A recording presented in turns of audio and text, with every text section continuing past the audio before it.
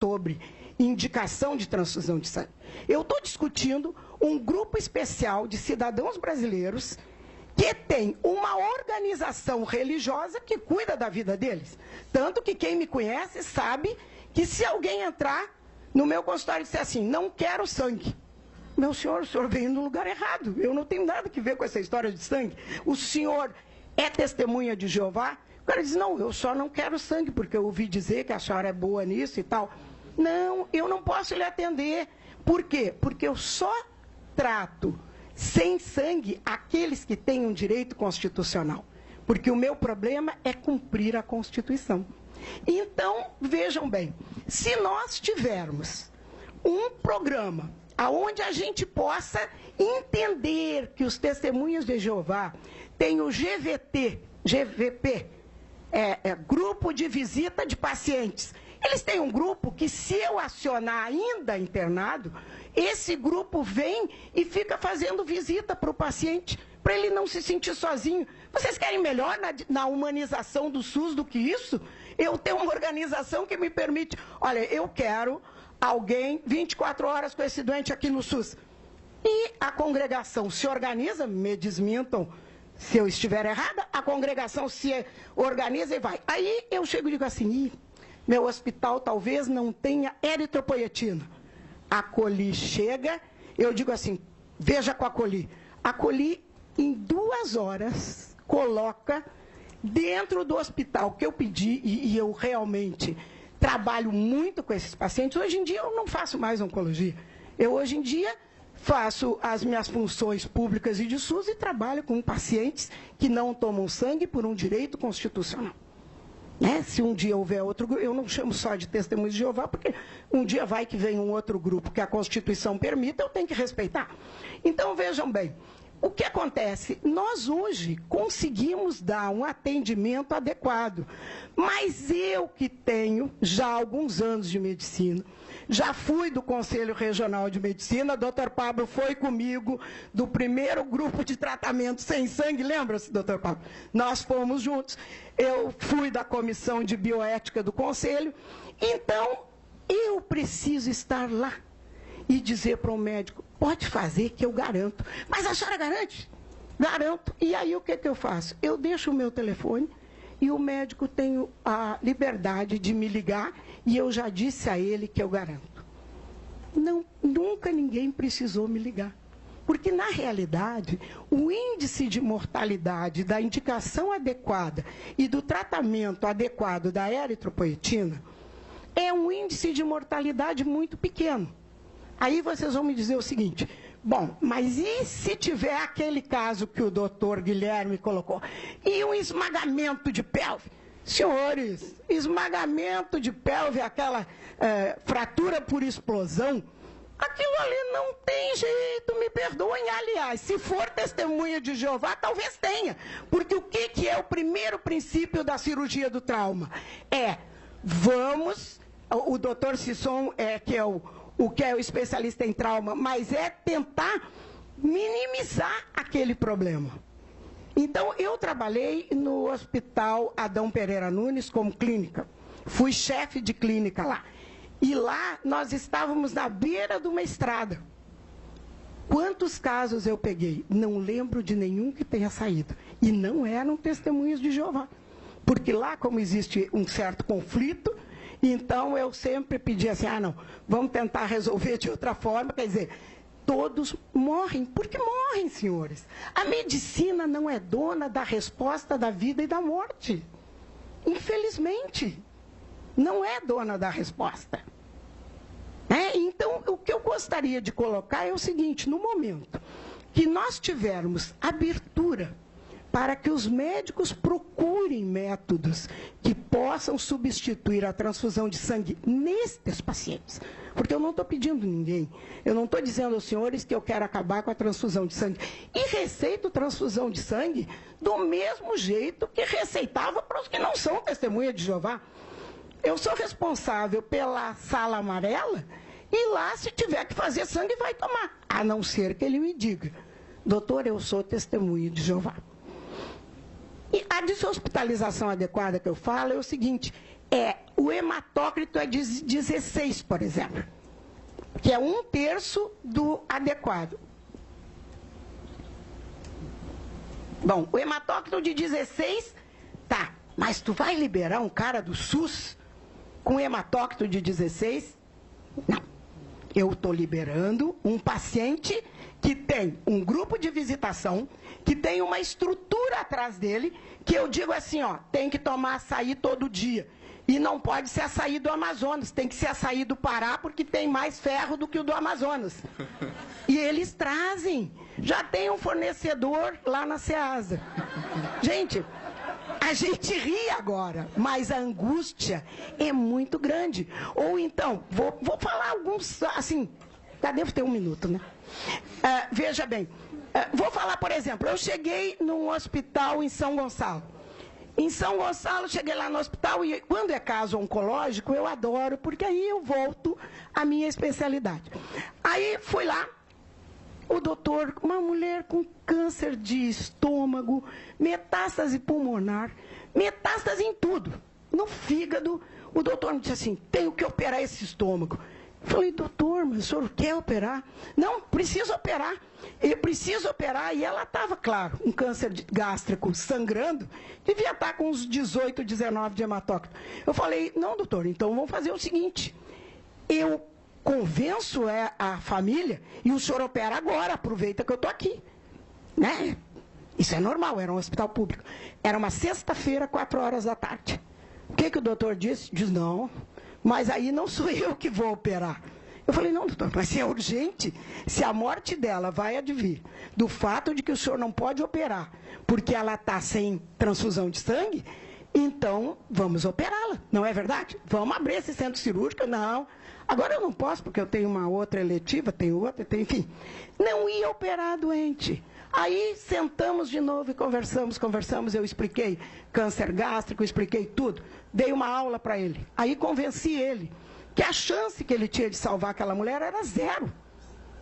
Que ela merecia cuidados paliativos, que, aliás, é uma outra questão que a gente discute lá na Fiocruz, nos cuidados, na parte de direitos humanos, que é uma outra discussão imensa também. É o que tratar e quem tratar. Né? Então, o doutor se convenceu e não precisou operar. Uma outra história, essa não é do SUS, eu vou ter que contar uma história para vocês de clínica particular. Uma senhora, o doutor Ricardo até conhece esse caso, uma senhora foi ser operada de uma lesão gástrica. Aí o médico, ela disse ao médico, eu não tomo sangue. Aí o médico, o cirurgião, disse à paciente, procura o Ricardo e pergunta quem é aquela médica que sabe tratar vocês. Aí ficou me procurando, porque eu também, trabalhando tanto, sou uma pessoa meio inalcançável. Sei que a senhorinha esperou uns 15 dias, aí conseguiu me ligar, eu fui na casa dela, ela estava com 19 de hematócrito. Começamos a eritropoetina, discordo de quem diz que a eritropoetina não funciona e que deve ser a última medida. É a primeira medida, porque a gente tem que ativar essa medula e antes de operar, a gente tem que saber como é que essa medula responde. Porque se eu não souber, como é que eu vou depois da anemia estabelecida, num nível de risco de vida, eu posso decidir essa terapêutica? Não posso. Eu já tenho que ter, aí como tratar. Nós temos que nos preocuparmos com a questão. Pronto. Resolvido isso aí, começamos a eritropoetina, a tal história, ela é de Belém do Pará. Aí foi fácil pedir o açaí de Belém do Pará, e aí fizemos, mas funciona melhor mesmo. Resolvemos. Ela entrou na cirurgia com 33 de hematócrito. Eu falei ao cirurgião, que é um colega, até lá do hospital, depois ele disse assim, eu sabia que era tu, mas mandei pelo outro caminho, que era para saber se eles iam te encontrar mesmo. Ele é meu colega de plantão. Aí, o colega entrou e eu disse, olha só, ela vai sair da cirurgia com 20, no máximo 22, porque não tem como. Ela saiu da cirurgia com 20. Foi para o CTI e caiu, e aí um dia chegou a 13. No 13, aí, como ele já sabia, já estava usando a eritropoetina, enfim, tudo que era necessário, ele mandou me chamar eu aumentei este hematócrito a 16 e mandei a paciente para casa. Porque eu estava com uma doente no CTI, estavam entrando casos suspeitos de H1N1 e ela tinha 83 anos. O cirurgião me falou essa semana que ela foi ao consultório dele com 30 de hematócrito, feliz, e ela não rompeu com a consciência dela. Porque a gente tem que entender que talvez para um jovem romper com as suas crenças seja fácil. Quantos já rompemos? Já caiu o muro de Berlim, já subiu Dilma, já subiu. E aí estamos nós ainda, suportamos isso. Mas o idoso que acreditou, teve uma crença, até a sua idade mais avançada, ele não suporta que a gente faça isso. É uma questão de respeito ao ser humano.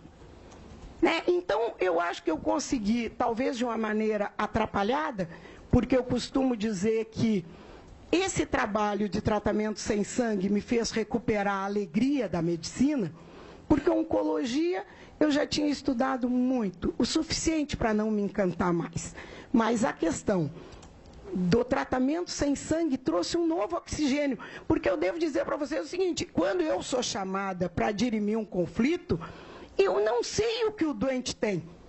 Então eu tenho que estudar muito, porque eu tenho que estar preparada para dirimir o conflito daquela patologia. Né? Então é difícil. Quando você é um médico que fica andando para tentar resolver e fazer com que o direito da pessoa seja respeitado, você tem que estudar muito mais. Então, a esta causa, foi o que me deu alegria de agora. Com essa idade, eu ainda continuo tão animada como estava há 10 anos atrás. Então, eu só gostaria de trazer essa discussão aos jurídicos e dizer o seguinte: talvez eu entenda a segurança jurídica necessária para tudo. Agora, mas bom, uma resolução de 1980, eu pensei que até a gente ia discutir aquele nosso parecer que foi retirado de 1994, que em 98 ele foi simplesmente retirado e disseram o seguinte, no Conselho Regional de Medicina: pode botar a polícia na porta e transfundir. Que isso? Né? E é isso. E alguns colegas me trazem o parecer.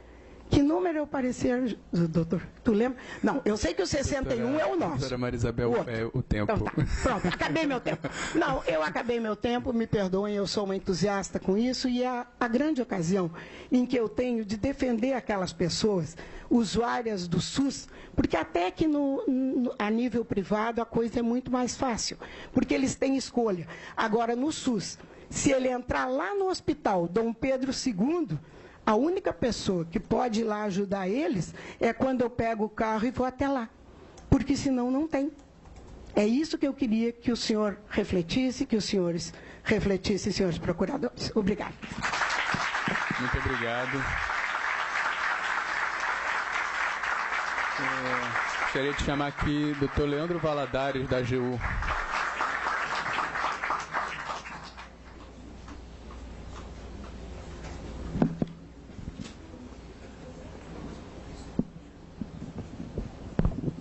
Boa tarde a todos. Nós já estamos entrando na última hora da audiência pública. Sei que ainda tem alguns para falar, então serei breve.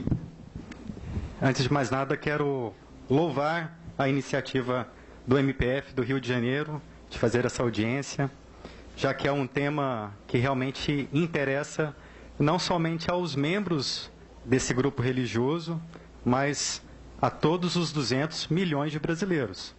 Já que o que está em jogo aqui é o direito do paciente e as suas escolhas existenciais. Então, sou membro da AGU, Advocacia Geral da União, e me interesso muito por esse tema. Já estudo ele há quase 20 anos, tenho alguns artigos também sobre esse tema, então, eis o motivo de eu estar aqui. Mas o meu tema hoje vai ser bem objetivo. É sobre a autonomia privada do paciente. O que é a autonomia?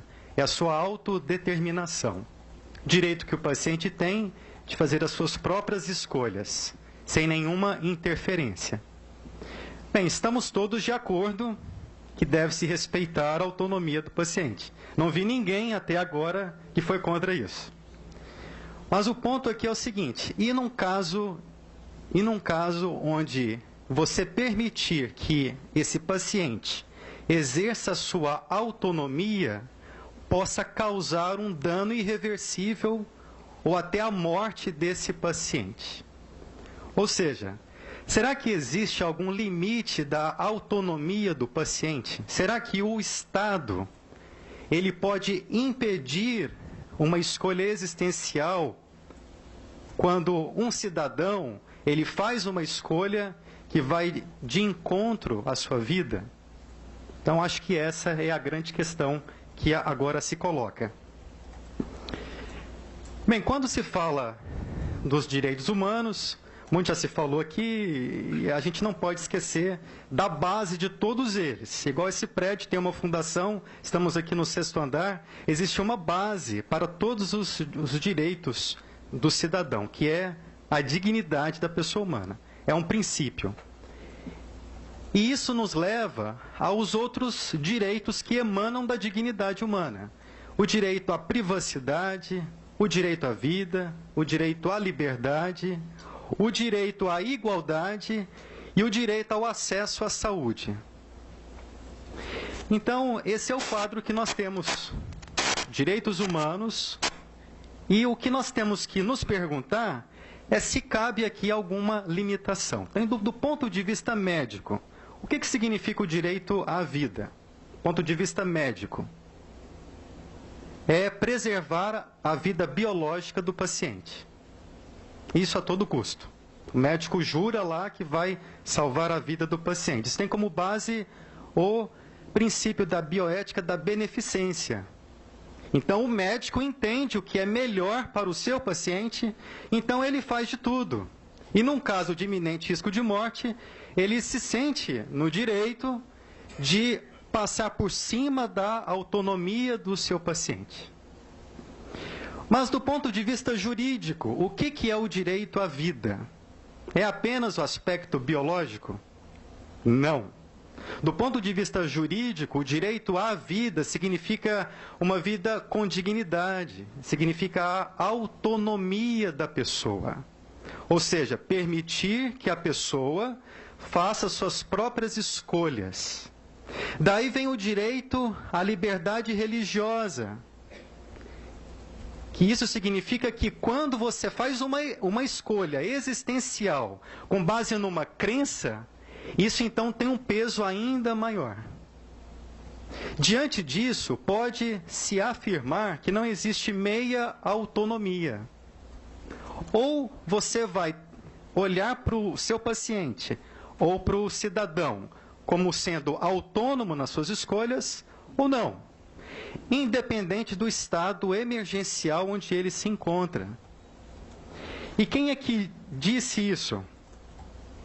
Foi o próprio ministro Luiz Roberto Barroso, aqui do Rio de Janeiro, né? Olha, achei tão interessante essa frase dele, quando ele fala que a transfusão compulsória viola, em nome do direito à saúde ou do direito à vida, a dignidade humana, que é um dos fundamentos da República Brasileira, não sendo permitido ao Estado impor procedimento médico recusado pelo paciente.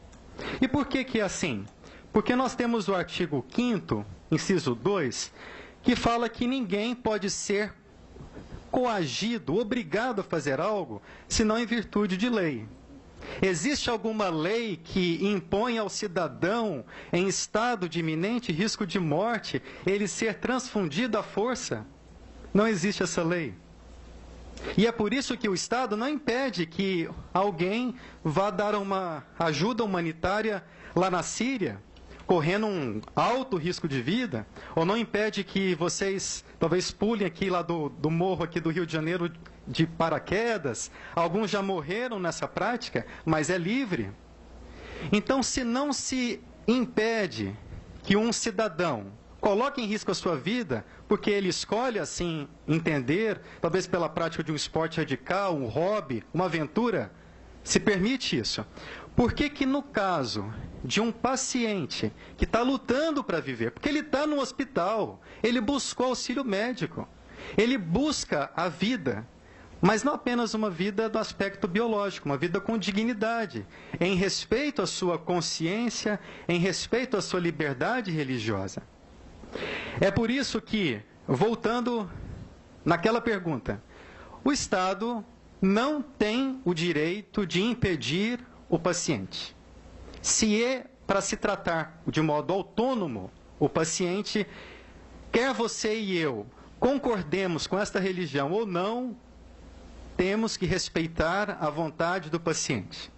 Se ele estiver lúcido, capaz, e expressou de uma forma livre, por meio do seu livre consentimento informado, que ele não quer ser transfundido em hipótese alguma. Isso é algo inegociável. E eles fazem isso. Eles preenchem um documento que, mesmo que eles estejam inconscientes no hospital, ali tem um documento que eles já fizeram anteriormente, que diz que eles não querem, não vão aceitar de forma alguma uma transfusão. Então, neste caso, deve-se respeitar a vontade do paciente. Por fim, os 3 pontos, então, que ficam para que todos nós possamos refletir é: estamos no século XXI, não vigora mais aquela ideia da bioética da beneficência. Ou seja, se eu quero fazer o melhor para o paciente, é na visão do paciente, não na visão imposta pelo médico. Segundo, quando se fala que o direito à vida é superior a todos os outros direitos, temos que tomar muito cuidado com essa visão superficial, simplista, de abordar o assunto. Porque, por vezes, isso mascara o que já foi falado aqui hoje, e eu assino embaixo. Intolerância religiosa, preconceito religioso. Se você chega no hospital e fala assim, não quero sangue em hipótese alguma, e não diz a sua religião, você pode falar, sou ateu, mas não quero. Vão respeitar. Mas se você diz, eu sou testemunha de Jeová, paciente problema, paciente problema, é assim que eles encaram. Eu tenho visto isso no meu próprio serviço público, infelizmente, naqueles centros médicos hospitalares das universidades federais. Infelizmente, isso é uma realidade. E eu sou absolutamente contra essa visão. E por fim, como já foi dito, não existe meia autonomia.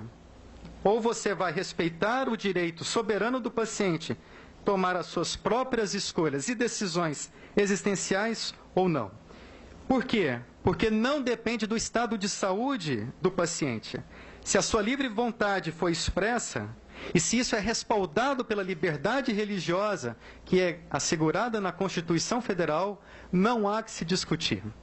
Portanto, eu entendo que é totalmente inconstitucional a resolução 1021 do CFM.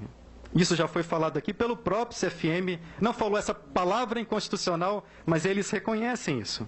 Agora, apenas um alerta. Não basta que eles revoguem a 1021.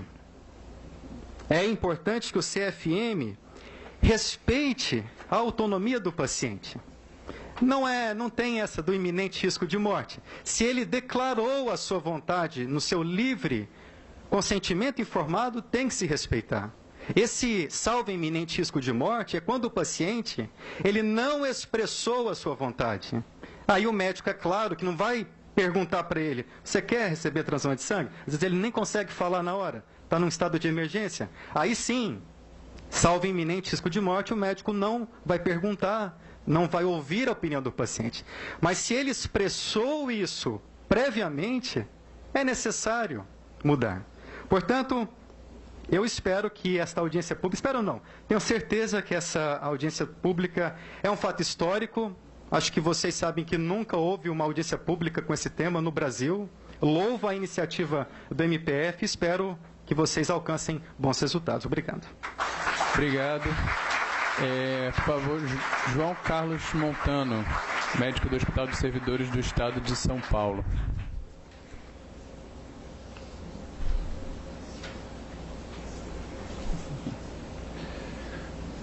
Bem, boa tarde a todos. Boa tarde, senhor procurador.